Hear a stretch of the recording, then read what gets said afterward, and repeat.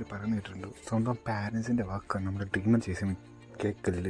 Like ഞാനത് wrong എന്ന് വിചാരിച്ച റിലേറ്റീവ്സ് ഞാൻ ചോദിച്ചോട്ടെ, അവർ നമ്മളോട് പറയുന്നത് അവർ നിൻ്റെ മൈൻഡിൽ തരുന്ന മോട്ടിവേഷൻ എന്ന് വെച്ചാൽ എങ്ങനെയാണെന്ന് വെച്ചാൽ, നീ എന്ത് തിങ്ക് നിൻ്റെ മൈൻഡ് എന്താണെന്ന് പറഞ്ഞു നീ അതായി തീർത്തോളൂ.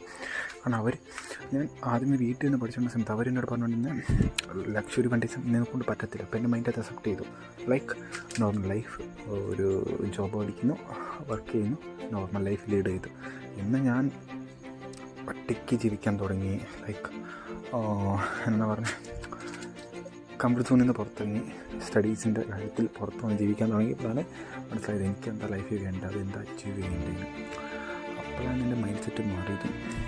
അതുകൊണ്ട് ഒരിക്കലും അവിടെ വാക്ക് കേൾക്കുന്ന ഉദ്ദേശിച്ചത് ഒറ്റ ഒരു കാര്യത്തിൽ എന്തായി തീരണം. അവർ നല്ലൊരു സാലറി കിട്ടുന്ന ജോബ് ഓരോ ഇങ്ങോട്ട് ചെയ്യുന്നു പറയും, അത് നമ്മുടെ നല്ലതിന് വേണ്ടിയാണ്. പക്ഷേ അത് അവരറിയുന്നില്ല.